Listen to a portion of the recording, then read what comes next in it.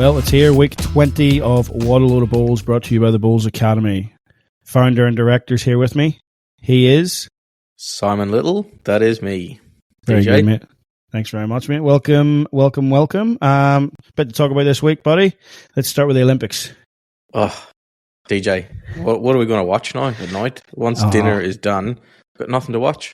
No. It's an interesting one, mate. A bit of a break because we'll watch the Paralympics when it comes on. It's always good for a watch, so we'll wait for that to come on. Yep. But mate, what stood out for you in the last week of the Olympic Games? Well, as I mentioned to you, DJ, off air, this breakdancing, I'm over it. Absolutely over it. Yeah, it's just everywhere. Everywhere you look, it's this chick doing a silly dance, and that is getting headline news. I mean, that's how a lot of people get famous now, silly dances on TikTok or Facebook and stuff, isn't it? So she's done all right with it. True. You know, but yeah, mate, that was certainly some interesting watching for an Olympic event.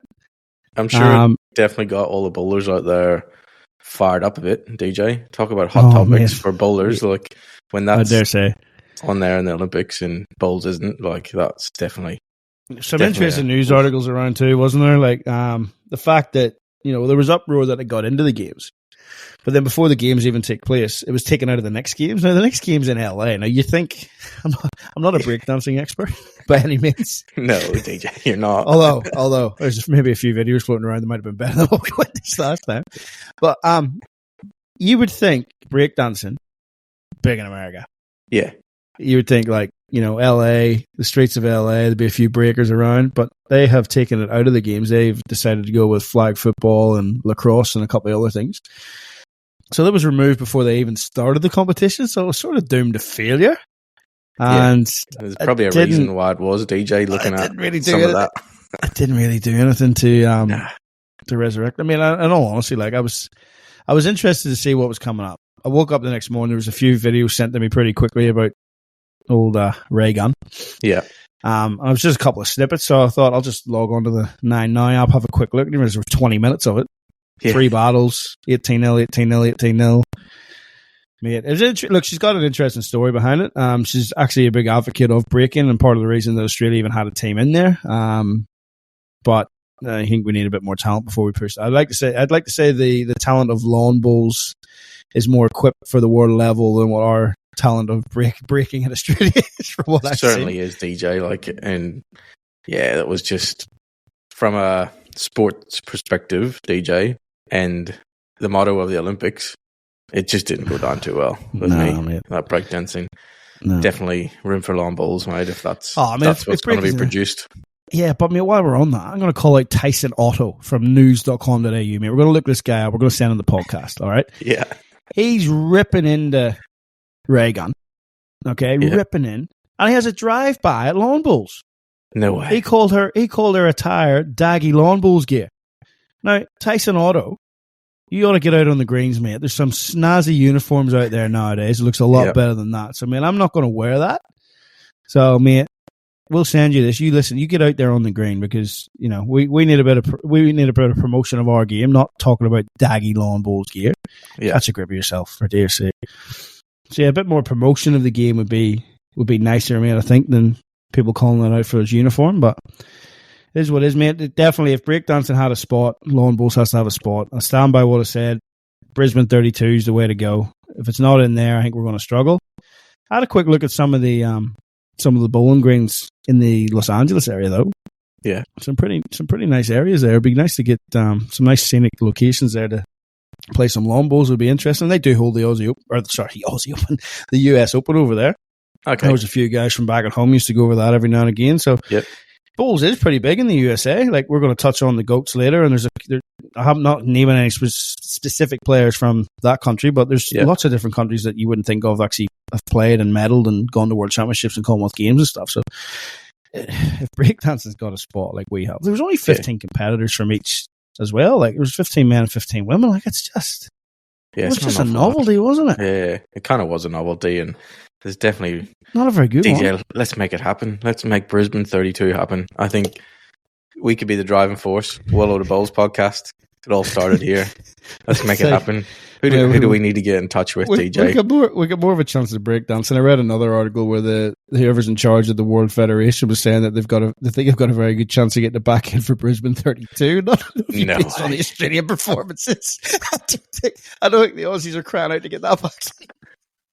But mate, look, at the same time, it was absolutely hilarious. It's definitely not the standard that should have been in that competition, but she is an Olympian. She's been there, done that. Well done to her. Yeah, that's about all you can say. That's about all you can say, DJ. Just move on. Dear, yeah, right on. I've had enough of it the last few days on my social media feed, DJ, and everything that pops up is her and memes of her, and I've had enough of it. Well, at least it's that popping up and not other females, mate. Otherwise, you might be in a bit of trouble. But mate, you had a pretty good weekend in the past, mate. You've ticked over another milestone. It was your birthday last week. It was. Got another year around the sun, DJ. And how many's that? It's 38, DJ. 38. Jeez, you're getting old. 2 to go for the big one. You can get me a big birthday present. I mean, I've made you famous on a podcast. What more can I do for you? Carry every week. But yeah, I mean, a bit of a bar crawl or a pub crawl on Sunday with the family. Yeah, we did. Yeah, took Ellie on a pub crawl. She loved it. Yeah.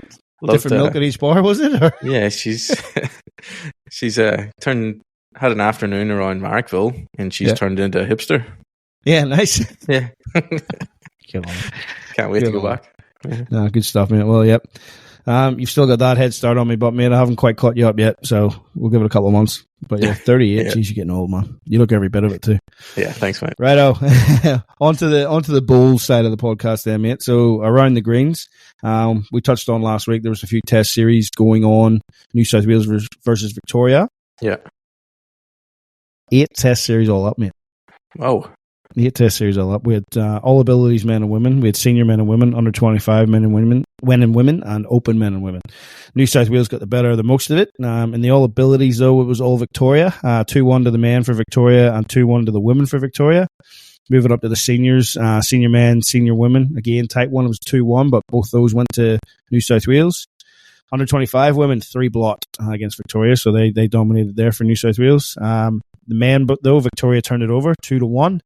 In the under 25 men, open women 2-1, and then the open men 3-0. And the last result was 41 shots. Just mate, that New South Wales team is red hot. Like it is a red hot side. I don't think anyone would be backing against them come the Ellie Shield. I certainly wouldn't be. I've seen the ACT name their team there the other week or the other day. You never know. You just never know. They had Flynn O'Shaughnessy in there. You just never know. The cracking name, absolute cracking name. But yeah, I mean, I'd like to see. Obviously, then that's the last test series before the Ellie Shield team is named. To be interested to see who they actually go with. So it will, for the men and the women. And there was a couple of extra changes in the women's this time, I think, around. But the men's, there was somebody in there last year who won the Ellie Shield and got left out of this one for a Victorian, nonetheless. But unbelievable. But you've still got. It'd just be interesting to see what they do. Like Mason Lewis becomes available again too. Mason's been a stalwart in there and on a specialist lead for a long time. So will he get a spot back? Time will tell me, but that's up to the selectors. So we'll leave that to them, and we'll not stir them up any more than what we have. Yeah, it's a tough job selection, DJ. No matter what level you do it at, and absolutely, especially in a red hot side like that, and defending champions as well. What do you do? I think I didn't have a detailed look, but just skimming through, like Aaron Wilson's rank, mate. I don't think anyone got within 20 of them. Yeah. What do you expect when you've got Cody Packer, Jackaroo leading up, and in the middle you've got Corey Wellock and Aaron T's double world champions. Yeah. And then you've got Aaron Wilson, who's done all right in the game too, winning the Commonwealth Games singles back to back. Like, my days. Yeah. I there's been some legendary New South Wales teams, but in terms of red hot form and just ability, that's got to be up there as one of the best ever. Yeah. So it does. It's a good call, DJ. Yep, definitely. Moving on then, mate, we've also got the Aussie Indoors happening at the minute. Mm-hmm. You want to take us through that, or you want me to rattle on and just let you predict as normal? Oh, I predict as normal, DJ. I think I'm getting pretty good at these predictions. Oh, yeah? I'm going to go back and have a check of that. It's all right calling you out. If you haven't got the facts in front of you, it's all right freaking making statements, isn't it? Right, so we're down to the semi-finals as we record on a Tuesday night. Colleen Orr, the number 8 seed, against Kelsey Cottrell, who wasn't seeded by the looks of it. And Chloe Stewart, number 3 seed, up against Brianna Smith, the number 7 seed. Interesting that there were seedings brought in this year. Not too sure how they worked it out and stuff, mate, but that's your semi-final lineup. So Colleen Orr against Kelsey, Chloe Stewart against Brianna Smith. Who have you got? I'm going to go with Kelsey's got to make the final. Mm-hmm. And I'm going to go with Brianna Smith. Kelsey Cottrell, Brianna Smith. I'm going with Kelsey to take out the title match. Well, Brianna's knocked off clubmate Dawn Heyman in the number 2 seed in the quarterfinals there, so she's obviously in good form as well. So Brianna Smith against Kelsey Cottrell on the final, ladies and gentlemen. Simon Little has called it. Move on to the undercard event, the men's event. Semi-finalists, number 8 seed Ali Forsyth against unseeded Jeremy Henry. I know we're a little bit biased, mate, but come on. Number 3 seed over on the far side, Jack McShane. Number 2 seed, Corey Wedlock. So they've come through pretty unscathed, as sort of the form book would suggest. Yeah, I mean, who have you got there? Jeremy against Ali, 2 old clubmates from Tarrant Point. Back in the day of Premier Leagues playing against each other. Yeah, they know each other pretty well, those two, and played with and against each other numerous times over the years. And yeah, look, Jez is going to be hard to defeat on the carpet, DJ, even though it is Tweed. Yeah. Yeah. Look, Ali plays most of his bowls on grass. So, look, I'm probably going to have to go with Jez on that one. Sorry, Ali. Jeremy. Go with Jeremy. You're not sorry at all. And then, battle of the young ones over there then, Corey Wedlock and Jack McShane. So that's a tough one. Jack McShane's on form, right? Like, coming off the Aussie Open. Yeah, that's going to be a hard one to call there. Well, that's why you're here. That's why you're the expert, man. Where have you go? I'm going to go with Jack McShane. Jack McShane versus Jeremy Henry. Yep. The men's final. Tune in next week to see how right Simon was. That's it. So interesting one there. Both defending champions out first time round. Both out in the first round. Ray Pearce and Sam Atkinson. That was an interesting one. Just shows you anything can happen on the day up there. That's it. Yeah, and I guess that's the quality in the field, DJ, that anyone can beat anyone on the day, and that's what it boils down to.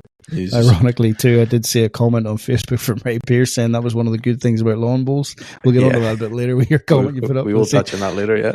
I think that one was quite ironic. So it was, but good luck to those in the semi-final. And there's a few I've been weighted down pretty heavy with Simon's favourites tag, so good luck to them as well. Good luck to them trying to get over that line. So yep. All right, DJ, moving on to greatest of all time, DJ, for the rest of the world. Mm-hmm. So this is our last week, and we've left the rest of the world to the end. So we're having a look. You had a bit of a look at other countries that wouldn't be so prominent or spring to mind first up whenever you think of World Champions or Commonwealth Games. Yeah, it was an interesting one. I mean, there's a lot of countries you wouldn't have thought of, are appearing in like World Championships, not only just appearing, but medaling and stuff, like of Israel, Botswana, Zambia. A couple of other countries will go into now as well, with players there from Zimbabwe and stuff, Spain, Cook Islands, Niue, Switzerland most recently as well. Malta, keep an eye out for that Rickson family. They're on fire. Yeah, I think Australia missed a trick there, letting them go for Malta. Unbelievable. And of course, the USA, like we talked about earlier, it's actually quite big over there. But yeah, I've had a look, mate. Look, a lot of the household names come from the main countries, and that's just the way it is. There's a lot more competition, a lot more chance to develop and stuff. So usually, if there's, I hate to say flash in the pan, but usually if somebody comes out of these other nations, it's sort of one-hit wonders type of thing. Yeah. But yeah, having a quick look. So in the women's, starting at Hong Kong, there was a lady called Helen Wong came out of Hong Kong, which I think some people will be familiar with. Helen went to she's medaled at 4 World Outdoors. Gold medal in the pairs in 1977 at Worthing, a bronze and a silver in Toronto in 1981. The bronze was in the singles. And then 1985 in Melbourne, she got a silver in the triples as well. So she's been around. Helen Wong from Hong Kong. Yeah, not a familiar nation there. But they do hold that massive singles event too. So, one of the best ones around. But there's not too many big names have actually, sort of come out of there. Moving on then, mate. We've got a World Outdoor Singles champion from 1969. First ever World Outdoor Singles. Papua New Guinea. No way. Papua New Guinea, mate. Gladys Doyle. Screens in Papua New Guinea? Apparently so. Gladys Doyle from Papua New Guinea. First women's World Outdoor Singles champion, 1969. She also got a bronze in the triples, and she got a bronze in the pairs in 1973 in Wellington. So Not bad there for Papua New Guinea. Moving Yeah, absolutely. on, we've got another 1990 Commonwealth Games singles gold medal. Singles again gold for medal. Papua New Guinea again. What? Yeah, and mate, you're going to laugh at this one. I'm going to go Gaya Vadatau. Oh, right. DJ. I'm having a crack at these tonight, mate. This could be anything. I'm going Gaya Vadatau. Okay. All right. Right. We'll so first name Geua. Yeah. Go on. How would you say it? I'm going Gaya. Gua, yeah. Gaya, right? And then the next one's a double barrel. It's VADA hyphen TAU. Vadatau. Vadatau, yeah. I've watched a lot of rugby union in my time, and I reckon I've got it. I reckon I got it. Hopefully I haven't offended anyone. No. Okay, moving on to a triples gold medalist from 1982 and a bronze medalist, that's from Commonwealth Games, sorry, and bronze medalist in the triples in 1981 at the World Bowls, Margaret Mills from Zimbabwe. Okay. So there you go. Yep, and there's another one from Zimbabwe, Flo Kennedy, silver medal in 1981 World Singles, and she won the 1982 triples as well in Brisbane. So there's Zimbabwe going well as well. Ones you wouldn't have thought of. On to a more recent one, ever since 1998 when they held the Commonwealth Games. Malaysia's been pretty prominent, especially with the women's. This is going to be good. Siti Zalina Ahmad. Okay. Alrighty. So she's got World Outdoor Singles, bronze medal in 2008. World Cup, she's got the full house. So she has got the gold, silver, and the bronze, 2015, 2016, 2019.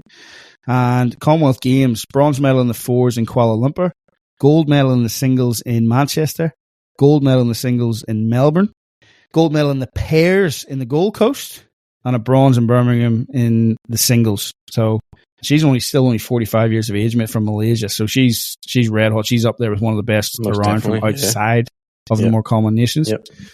Sticking with Malaysia, and we've got, here we go, Noor Hashima Ismail. All right. I'll trust you on that one, DJ. People are going to, if my accent's not bad enough, people are going to have a field day with this one.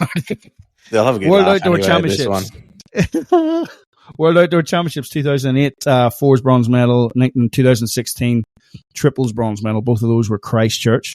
And then Commonwealth Games, 1988 fours was a bronze medal, triples gold medal in 2006, 2010 Delhi pairs silver medal, and 2014 Glasgow silver medal as well. And then obviously all those Asia Pacific Bowls Championships, they're winning stuff as well. So those two girls from Malaysia, mate, up there as some of the best around.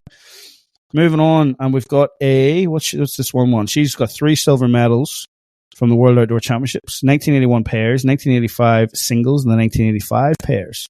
Who am I talking about? Mariara Lamon from Fiji. Fiji, mate. Now, I have seen Bowling Greens in Fiji. I had my honeymoon in Fiji, and I don't think they looked up to great standard. The one I seen in Port Denaroo, but they do have Bowling Greens in Fiji. There's another famous Fijian. This one will be a bit more familiar for some because she did actually represent Australia as well. But she did start actually born in Tonga but represented Fiji. But World Outdoor Championships 1981 pairs silver medal, 1985 pairs silver medal, and then Commonwealth Games 1988 pairs bronze medal. That was for Australia, but that's Willow Fong. So that's a bit more of a common. People have heard of Willow. They know who Willow is. 38-year-old. Double bronze medalist and a silver medalist from World Outdoor Championships. She won the bronze in the singles in 2012, bronze in the singles in 2016, and a silver in the Gold Coast singles in 2023. Represented Canada, Kelly McCarran, who you know pretty well, don't you, from being with Ali? Know very well. She's Ali's fiance. Playing her trade more in Australia now as well. Mm-hmm. So she is. So she's up there as well. And one big one, and everyone knows this name, one of the nicest people around bowls from what I've heard. I haven't had too much to do with her, unfortunately, but women's singles world champion 1996 and bronze medal in 1994 in Victoria in the women's singles, representing Norfolk Island. That is Carmen Anderson. Yeah, so some very good players from around there, mate. From outside of the, like you said, the normal. Mate, coming into it, I was just going to give it to Carmen Anderson, so I was, because we all know her and Pretty well known, like we said. But known around the greens in Australia, definitely. Yeah, you probably got to give it to one of the Malaysian girls, don't you? Yeah, I think so, DJ. With those three medal hauls, like in recent medal hauls, 3 gold medals. You know, you got to give it to City. I was going to say City. We'll go again. City Zelina Ahmad as the best woman outside of the most prominent bowling nations. I'll send her through. DJ. Yep. Fair record. Moving on to the men. I'll say there was probably more big name women from outside of the normal than there was from outside or from the men. There might be some from back in the day I'm not familiar with, but yep, we're going to crack on with Hong Kong again. We've got a couple from Hong Kong. This one's really in. He's got a couple of gold medals at Commonwealth Games and one from World Championships. 1970 men's fours in Edinburgh, and then 1978 men's pairs in Edmonton for the Commonwealth Games, both gold. World Outdoor Championships 1972 men's pairs gold medal, and the 1972 men's fours bronze medal from Hong Kong. Clemente Cecil Delgado. Well said, DJ. Clemente, better known as Saco Delgado, Hong Kong international longboarder. He was born in Hong Kong to Portuguese parents. So he was. And he's also got a USA flag beside him too, so he must have moved there, but later on in life. But yeah, Saco Delgado, mate, from Hong Kong. He's in there. Sticking with Hong Kong. Silver medal in the 1990 Auckland Commonwealth Games in the men's singles. And World Indoor Men's Pairs Champion in 2001. Mark McMahon represented Hong Kong. Mm-hmm. But that World Pairs was representing England. He's actually Scottish born, and he's played for England, Hong Kong, and Australia. So that's a bit worse than Andy Thompson, wasn't it? We talked about it a couple of weeks ago. So Mark McMahon, very, very well known, man. He came out and played his trade here in Premier League and stuff, so he has to give a mention. Again, Hong Kong again. Commonwealth Games, 1978 gold medal in the men's pairs. World Outdoor Championships, 72 men's pairs gold medal, and then men's fours in 1980 in Melbourne, gold medal again. And that's Eric Liddell, Australian-born Hong Kong long bowl international. Okay. So Eric's very famous from Hong Kong as well. So moving on, back into Malaysia. We are with the one and the only World Outdoor Singles champion from 2008, Safwan Saeed. Yep. Fantastic player. Great to watch. Definitely. Character of the game. Had to run maybe just one BPL for Moama Steamers as well. I'm not too sure if he's residing in Victoria full time. I know he was out there for a bit. Was lucky enough to take Safwan in the back of our 1982 Toyota Tarago into Wollongong one night after Leif Selby won the World Cup singles. Yeah. Saf singing in the back of the car. What a voice. Yeah. So he was. Apparently that's how he learned how to speak English, was from singing, mate. From singing. Phenomenal. But he's got, like I said, he's got that Christchurch gold medal for the men's singles, and he's got the men's pairs from a bronze in the men's pairs from the same World Championships, 2 silver medals from the World Cup, and a gold in the World Cup in 2008. So yeah, and then he got runner-up the next year to Leif Selby, and the two of them decided to go out to Wollongong. Me and Andy Duncan took them. Carl Haley was in there too. I don't know if Carl remembers that. Sandy Witherspoon from Scotland, and a couple of others as well. We'll not mention too many because there was more in there than what seats. We ended up taking them into Wollongong. So yeah, that was an experience to say the least. And that's it, apart from this next guy. And mate, this is hands down. I didn't realize. I knew how good Ryan Bester was, right? Yeah. I didn't realize just how good Ryan Bester was until I went through all this. Well, this is probably a good little exercise then for all the listeners out there, because they're probably on the same page as what you were on. Man, are you aware of how good Ryan Bester is? Like, we're aware of how well he plays, but his record? Mate, give it to me, DJ. Lucky for you, mate. Lucky for you. Here we go. Right. Yep. So Ryan, to me, from what I can find out, Ryan made his debut at a World Bowls or Commonwealth Games in 2002 in Manchester, where he represented Canada in the singles as a 17-year-old kid. Okay. Well, so then I think you're happy to be corrected if Ryan's listening. Hey Ryan, if you're listening to me, get in touch, because there'll be an interview coming your way after reading this, mate. I'm obsessed. Definitely. Yep. But yeah, 2002, I didn't see him playing in Johannesburg in 2000, so I'm going 2002. I wouldn't think he'd be in there as a 15-year-old, but mate, you never know. 17-year-old, 2002 singles Commonwealth Games in Manchester. He came third in his section, so a bit of experience there. But he came back 2 years later in the World Pairs and won the gold medal. So he did. So 19 years of age, world champion 2004. Now, I was aware of that when he beat two of our guys in the final. I think it was Jimmy Baker and Noel Graham. Beat them in the final. He also skipped the fours that year. No medals, but he skipped the fours that year, right? Mm-hmm. 2006 then, Commonwealth Games, bronze medal. in the singles. 2008 World Championship singles bronze medal. 2010 he represented the singles in Delhi again. Didn't get a medal out of that one, but we'll come back to that one a little bit later because I'll go into this in a bit more detail. 2012 singles silver medal, pairs bronze medal, World Championships. Okay. Yeah. 2014 singles silver medal in Glasgow. Alrighty. 2016, World Championship single silver medal. 2018, back to the Commonwealth Games, single silver medal. Alrighty. 2020, so World Bowls didn't get held in 2020, got pushed back to 2023. He goes to singles in 2022, didn't come away with a medal there, but he's represented Canada, 6 singles? So it is. 6 times he's been in the Commonwealth Games, he's played the singles every single time. And then, of course, 2023, bronze medal in the pairs and the gold medal in the singles. All right, so that on its own, pretty fair. But when you break it down, mate, right? So Ryan debuted, like I said, in 2002. We're now in 2024. Yeah. Okay? There's been 11 major singles since 2002, either Commonwealth Games or World Championships, right? Yeah. He's played the singles 10 times in that time, in that 11. All right? Yeah. He's medaled 7 times. 70% strike rate, DJ. For medaling. He's medaled 7 times. So pretty good. He's been in the final 5 of those. So 50% hitting finals. He's had 10 cracks at singles at either Commonwealth Games or World Championships. He's made the final 5 times. He's never faced the same opponent. Wow. Right? So 2012 he went out to Leif Selby. 2014 was Anderson from Scotland. 2016 was Shannon McElroy. 2018 was Aaron Wilson, and then 2023 he won against Gaza in the final. Okay, so that's his 5 finals across Commonwealth Games and World Championships. I mean, it's just insane. But then you go at it again. So 2002, like we said, that was his debut. He went there in the singles as a kid, pretty much. He came third in a section. All well and good. He came back in 2006 and won that bronze medal in Melbourne for the Commonwealth Games. Okay, yeah. He lost the semi-final to Robert Whale. Now Robert got the silver. Yeah. The score in the semi-final was 9-9 in set 1 and 8-9 in set 2. So he's lost by a shot. All right.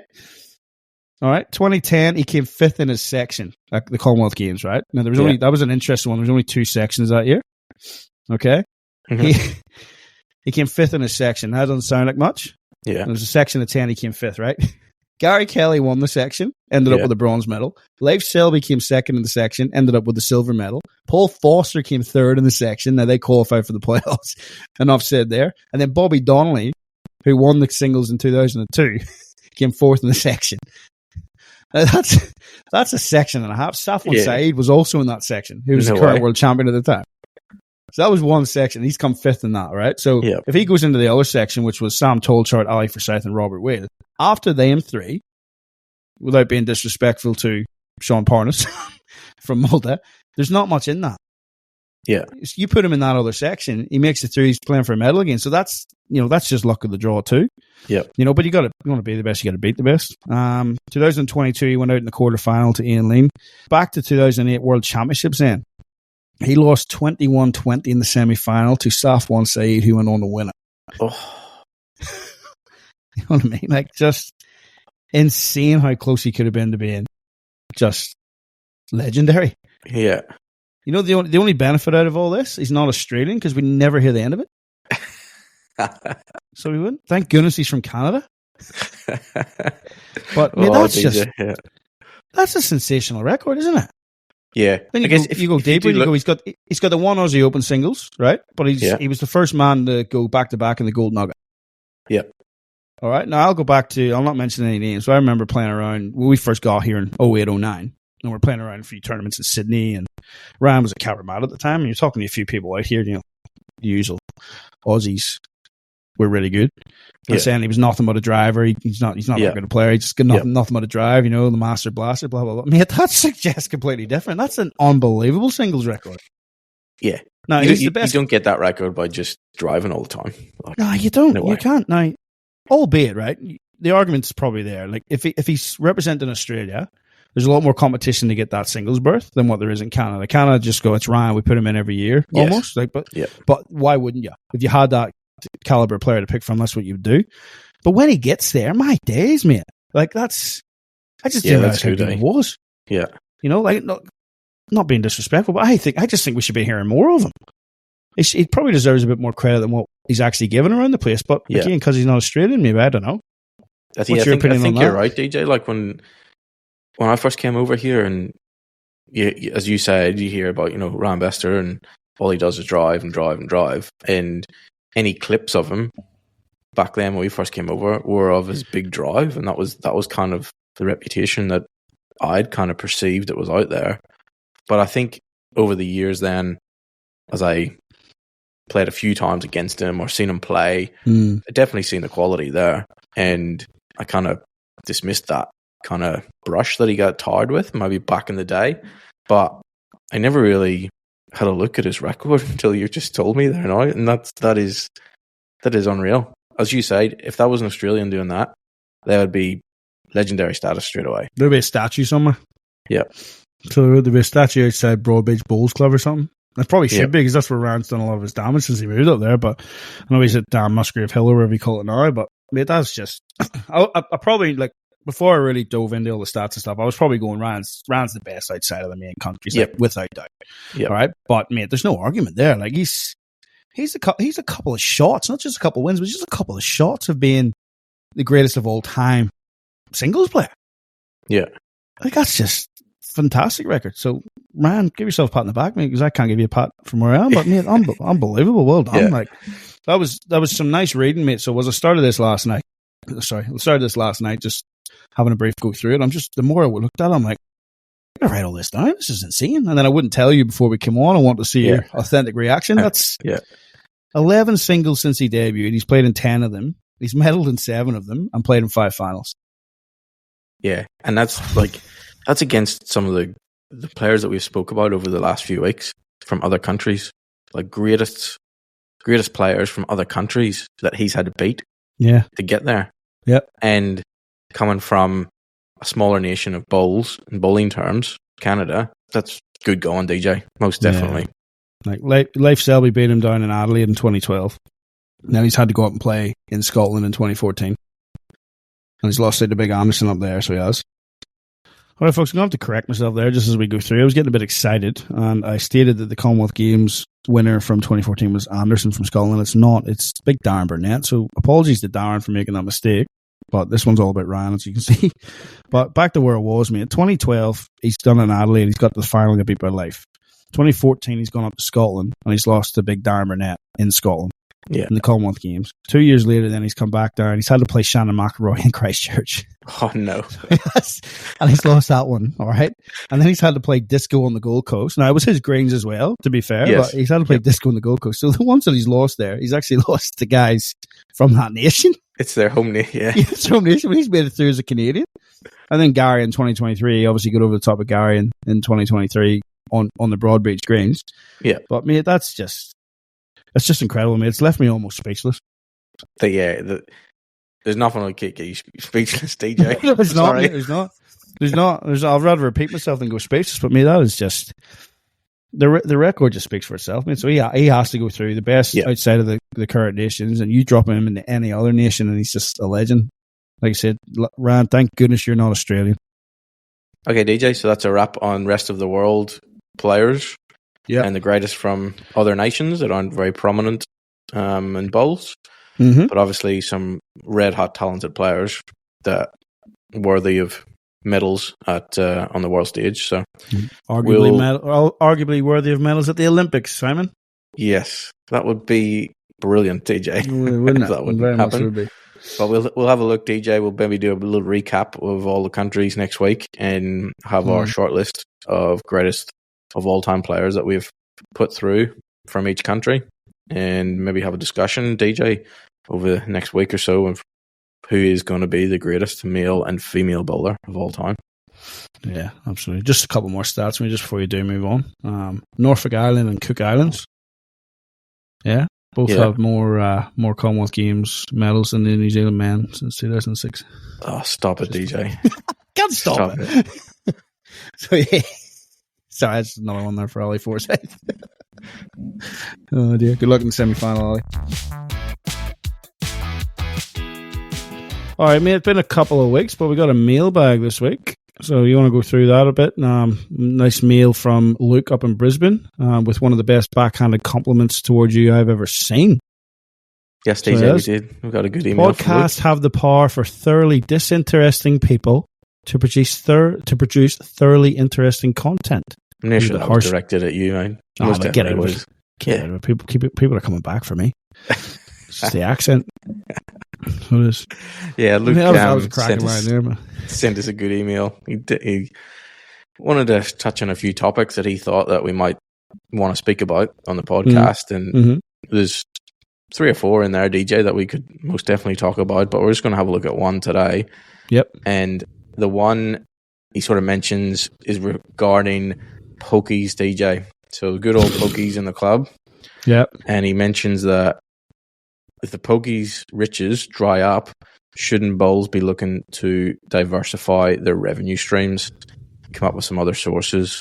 Because who knows if those pokies all of a sudden get swept under the carpet and are no more.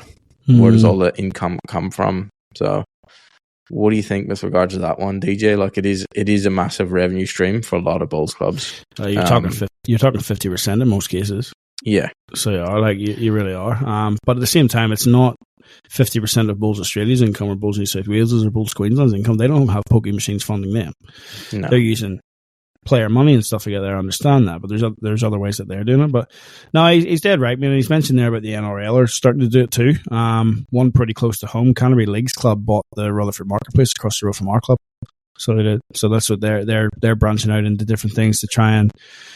Because you just never know, mate. There's always an axe over the top of the heads of the clubs. Their own government gets in, decides they want to rip these pokie machines out or cut them back a bit, and then suddenly, there is a lot of money there that generates clubs and stuff that's going to be lost now. But not only that, and people don't understand it, and I didn't fully understand it until I got into the club industry too. Like, pokies is a dirty word, and to be honest, in some instances, please don't sack me, but rightfully so in some instances, but the amount of money that comes into the club helps the community in the club too. Like, it does go to the right causes, and I know that from my role with Club Meet in the City.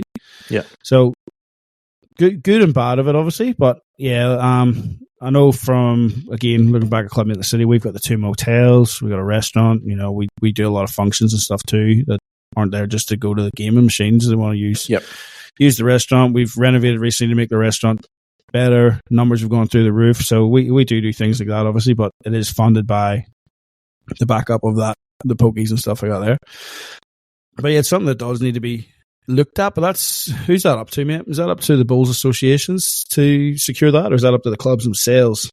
Yeah, Luke kind of mentions in his email, is it up to Bowls Australia to kind of step in and sort of inform clubs, or maybe push clubs down a certain direction that they diversify into, maybe, as you say, commercial property or residential property, that they've got another source of income coming if they do have funds there to invest in something else, rather than just let's just stack another 10 pokies in or whatever it may be. I don't think that's a role for Bowls Australia, as if we are kind of alluding to. But they do help in that way. Like, there's webinars and stuff, and there's resources there. And I know, again, I think we spoke about this a couple of episodes ago, but I do know that Bowls New South Wales do that as well. There's the current treasurer of the Club in the City has travelled around a lot of clubs in the state when they come to New South Wales for help, saying we're struggling a bit, we need help. And our treasurer is one of the ones that will travel around and sit in front of them all, and he'll look at their figures and go, well, you need to do this, this, this, and this. This was what's going to help you and stuff, Yeah. The biggest thing for bowling clubs is they need to realize that they are not just bowling clubs, and that's really that's going to get a few nerves. But listen to me, DJ. Right? That'll hit a few. You're not just a bowling club. All right, you're not just there for the bowlers. You're there as a business, and you need a business model. And the bowls doesn't survive unless you have a very good business model. No, most definitely. And like we're at 2 clubs that do that, and we're pretty successful clubs. Yeah, but the business model's there behind the scenes. Like I've got 7 bowlers on my board already, but they're businessmen first. Yep. Okay, so. Yes, they'll think from that business perspective rather than thinking it from a bowling perspective first. Absolutely, and a lot of the times they'll look at decisions on, right, do we spend money in this area? But if we spend the same money in this area, we're actually going to generate this amount of coin, where if we spend it over here, we're not going to spend it. You'll get it 2 times or 3 times return. Yeah. Yeah, so they definitely have to look at that. And some of those things are great ideas if you've got the funds, but like, I don't see Club Broken Hill having all the funds to go and buy 5 or 6 houses and charge people rent just to have something else to do other than pokies. You know, like you gotta, each club's got its own individual challenges with the demographic that it's in. Like, you got to make yourself community focused, and you got to be the place you got to be the place that everyone wants to go to within the community for whatever reasons. You got to pull on people's heartstrings with being the community hub, you know, supporting local sports. Like, that's what we do with grassroots sports. We focus more on the grassroots sports, making sure kids around this area have an opportunity to get in there and play sports that sometimes they might not have, you know, by helping a lot of those clubs out. So, and then with that, then people hopefully look at it and go, well, yeah, we're going to go down and support Club Milton City and go in the restaurant and have something to eat, type of thing, you know. So you gotta really look at your demographic around you and focus around that. Like, yeah, Luke's pointing out some good things that it's going to generate income, but clubs just don't have the funds to do that, or even the ability to borrow the funds to do that. Yeah. And as you say, DJ, we're both at 2 clubs that are pretty profitable, and we have cash there available. We're just going through renovations at the moment, but that's to extend our ability to take in more people for the restaurant. Yeah. So that's where we see revenue opportunities that we can expand and have more tables and serve more food and bring in more revenue in that side, rather than going, let's increase the size of the poke room and try and get some more machines in there. Well, that's it too. And it's not just as simple as that either. Like, there's certain limits on how many you're allowed to have. Yeah. You know, like, there's certain blacklisted areas and stuff that they're not allowed to bring any extras in. It's not as simple as just going and going, I want to buy that poke machine and just add it to my floor. Sometimes you got to replace, and you're not allowed to add stuff to the floor. But this is where amalgamations come into it as well, mate. And unfortunately, that's a dirty word with a lot of clubs, because they look at some of the big clubs and you hear it all too often, like, this club bought that club. Well, it's not about them going and buying the club. Yeah. The membership bases have to agree that this is right to do, all right? Yeah. But too many clubs are too proud, too stubborn and too proud, that they let it get too far, and then they put their hand out for help, and it's too late, because there's no benefit to the other business. It becomes a burden on the other business. Yeah. You got to get yourself to your point. You got to realize, right, have we got the resources here to save ourselves, or do we need to maybe put our hands up and say, look, we need a little bit of help? Yeah. And then you sit down at the negotiating table. You know, and the big clubs all the time don't just want to come in and go, right, you are now our club, this is how you do things. They want to preserve the history. Yeah. And I think, I'll use it, I think what Anthony Cawley and the guys at St. John's Park have done pretty well. They got, 4 or 5 clubs in there now. Mm-hmm. But they've all got their own, they've all rebranded them. But they've rebranded them still with a history. They haven't just changed all St. John's Park clubs. It's not St. John's with Lacey, it's not St. John's Tuncurry. You know, they've kept that history of that club. They've kept that history there. So there is opportunities out there. But like, we've had a couple of clubs have come to Club Milton City in the past, but by all means, like, you've left it too late. Yeah. You know, and clubs will look and go, no, we don't want to, you know, the members are the worst of it at times, unfortunately, because they'll turn around and stubbornly go, no, we can't be a part of them, blah, blah, blah, blah.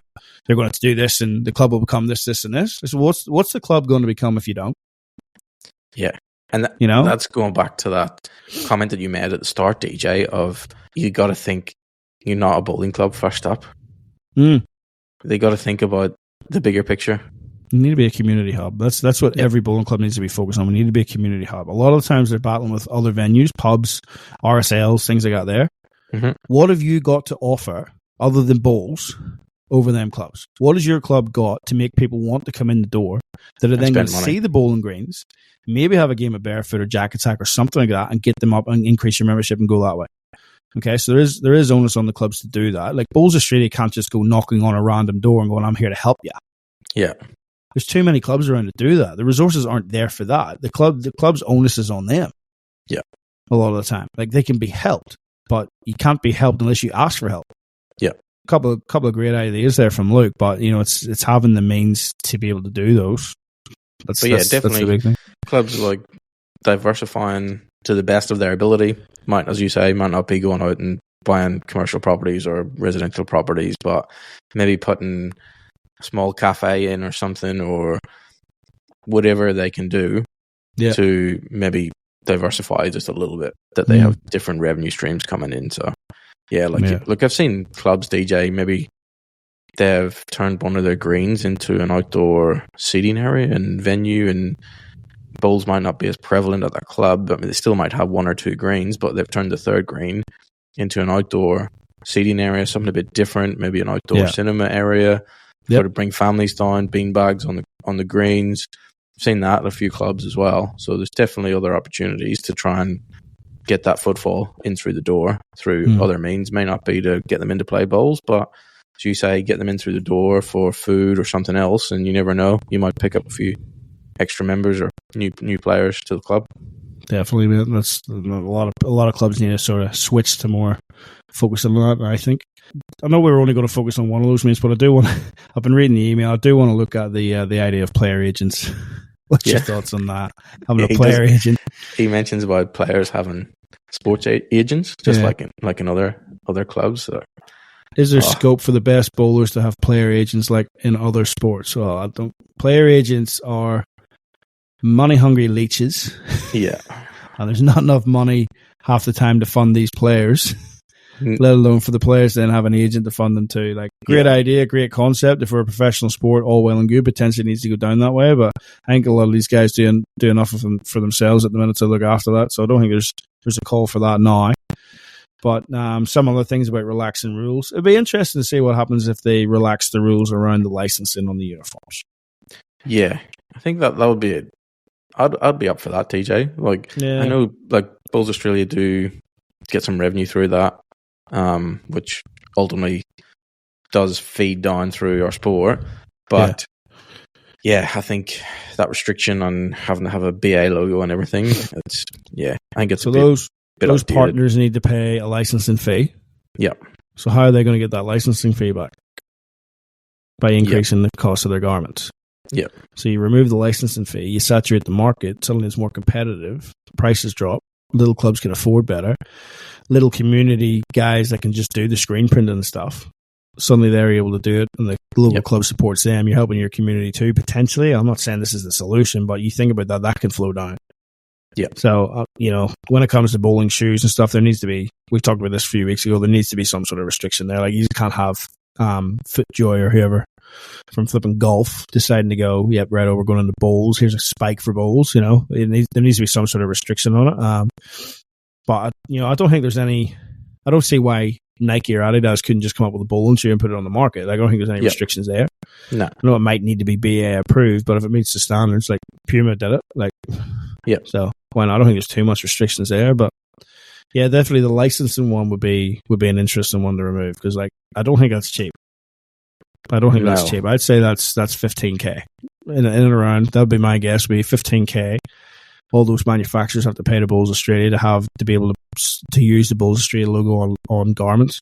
Yeah, and it's an interesting topic, DJ, from maybe our listeners that are outside of Australia that don't appreciate that is actually what happens over here. That you cannot go out and just wear whatever you want. No, mate, we used to go out and play in grey tracksuit bottoms. Yep. For bowls on the weekend on a white polo shirt from Dunn stores. Like it wasn't, and then you get your flashy golfers that maybe had an Adidas one or something out there and look pretty snazzy. But we never had that restriction at home. But again, it's not the professional sport. At home is what it is out here. So. That would be an interesting one to remove. That went away, but obviously then Bowls Australia is going to lose some of their revenue. So, yeah, interesting, DJ. Yeah, interesting. Damned if you do, damned if you don't. I suppose. Yeah, right? But that's it. Yeah, it would certainly help. It would help like the smaller guys for them to remove that. So, and do you get more members out of it that way? Which means you get more membership fees. Who knows? Potentially. Yep. Who knows? Well, mate, we mentioned earlier about trying to be positive and not negative around the game and try and promote it a bit better, get it in the Olympics or whatever. Mate, you tried your piece today because one of the most negative Facebook groups I've ever seen, you managed to put a bit of positivity out there on it today by asking, what is the best thing you found about playing the game of bowls? Yeah, that's it, DJ. Mate, that went off. There was I checked it about an hour after you did it. There was about 230 comments. Yeah, it's definitely positive comments. Positive comments, TJ. Oh, apart from David Ellis. David Ellis got upset by something. I did say that. I had a laugh about that. David Ellis, if you're listening. Yeah. I thought, DJ, all the speak around bowls in Brisbane, and I thought, let's just get some positivity flowing around bowls. Like, we always hear about the negativeness and should have done this, and Bowls New South Wales should have done this, and Bowls Australia doesn't do this, and we don't get this, and let's get some positivity flowing around, DJ, and let's push for Brisbane 32, I reckon. Yeah. Nice to see somebody trying to swim against the tide. Yeah, that's it. It's a big tide, isn't it, DJ? Especially on that page. Yeah. Yes, it was, mate. So, yeah, no, good on you. Well done. It's good to see. We might touch on some of those comments next week or something, mate. See how we go. We'll have a look at them. What about next week, mate? We go for what's the best sledge you've heard on the bowling green? Can we get that out there? Oh, that's a good one, DJ. Yeah, we'll add that to the list. We'll get that up there and see what responses we get with that. But there's definitely a lot of comments, as you said, on the positivity one. And let's we'll have a review of it next week and see what we come up with. I'm sure there'll be a few out of the box ones. I'm sure even positivity. Somebody will throw in a few negatives there for sure. Yeah. What's the best sledge you've heard on the grid? You got one? Oh, I actually don't. Either to you or against you or nothing. No. One of the best I heard was actually during an international pairs game. Yeah. Back in 2009, I was watching it on the TV, and Australia were leading. Oh, I mentioned it. Whoops. Didn't mean to do that. Anyway, Australia were leading. I think it was 6-0 after 2 ends. It was 3 ball pairs, and the skip got all 6 shots. And the lead's clapping and going, well played, And he goes, yeah, feel free to join in anytime you want. That was a good one. I've used that a couple of times. That was a good one. An inadvertent sledge I caught one time, mate, as you very well know, and a lot of people do. I'm one of the rare people in the sport, and one of the rare people from our island, not just our country, but the whole island, that doesn't indulge in alcohol. Yeah. Compared to the rest. Yeah. And one fella during a midweek penning game up here a few years ago says to me, he goes, oh, mate, do you have a drink during the game? I said, no, mate, I don't. He goes, oh, okay, do you want a drink after the game? I said, actually, mate, no, I don't drink. Just soft drinks for me. And he stopped and he looked at me and went, have you got problems? He hears the accent, sees me not go back and drink. His first thought is he's a recovering alcoholic. Go on, DJ. That wasn't so much a sledge. I think it was more of a, what are you doing? But yeah, no, it was mate, sticking with it. I had an absolute cracker of a backhand at the shops today. So I've taken the kids out. Yana's birthday's this week. All the good people were born in August, obviously, mate, just like yourself. Yep. Yana's birthday's this week. We've gone to the shop and we're standing there, and the lady's taking a bit of interest in the kids, and she's asking them their ages and stuff. And Leah's 9, Zoe's 10. Leah's quite tall, like she's almost the same height as Zoe. There's only 15 months between them. Oh, so how old are you? 9. Oh, you're tall for 9. And then she looks at me and looks back at her and goes, you must get your height from your mother. I couldn't get home quick enough to tell Yana. Well, that was an absolute clanger. James Gaston is rolling on the floor right now. Probably. He loves the old height jokes, but I've still got a couple inches on you, so. Yeah. But good one, DJ. Yeah, there's some good ones out there, mate. So throw that out there next week. That'll be an interesting one to hear what's some of the better sledges we have. We might look at that next week too. Yeah, we will. We'll throw it out there. I see you thinking about whether we do or not. We'll keep the clean ones on. We'll leave the dirty ones off, mate. So we will, but yeah, there's always, especially out here in Australia, they're always good for a sledge or two, mate. So yeah, they are. Yeah, especially on the cricket pitch as well, DJ. Yeah, but mate, I know you've had a couple of busy days at work there. You're looking pretty tired on the screen, so I think we might just wrap it up there for this week. So I hope you all enjoyed that, folks. Hopefully Ryan Bester's listening. He enjoys it too. Feel free to get in touch like Robert Whale did and correct anything that I said was wrong. Sorry again to Darren Burnett for calling you Anderson. I must have got mixed up with Kevin Anderson. He's done nothing in the game, but find out if he's listening now too. Anyway, folks, as we said, thanks again. Tune in again next week and keep that little disc on the inside. That's it, folks. Good luck on those greens. We'll catch you next week.